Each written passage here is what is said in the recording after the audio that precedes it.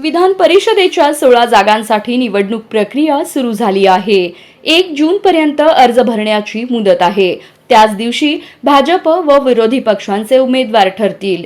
भाजपमध्ये उमेदवारीसाठी मोठी रस्सीखेच सुरू झाली आहे।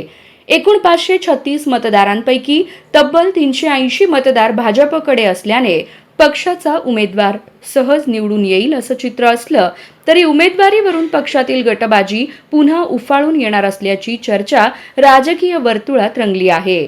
मावळते आमदार प्रशांत परिचारक, बार्शीचे माजी आमदार राजेंद्र राऊत आणि भाजप जिल्हाध्यक्ष शशिकांत चव्हाण यांची नावे उमेदवारीच्या चर्चेत आहेत।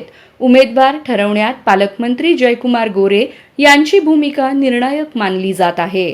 स्थानिक स्वराज्य संस्थांच्या निवडणुकांमध्ये त्यांनी महत्त्वाची भूमिका बजावत भाजपला सत्ता मिळवून दिली होती, त्यामुळे त्यांच्या निर्णयाकडे सर्वांचं लक्ष लागलं आहे। दरम्यान शहरासह ग्रामीण भागात भाजपमधील विविध गट सक्रिय झाल्याची चर्चा असून अंतर्गत राजकारण तापण्याची चिन्हे दिसत आहेत। उमेदवारी जाहीर झाल्यानंतर नाराजी वाढण्याची शक्यता व्यक्त होत असून पक्षातील वरिष्ठ नेत्यांसमोर समन्वय राखण्याचे मोठे आव्हान उभे राहणार आहे।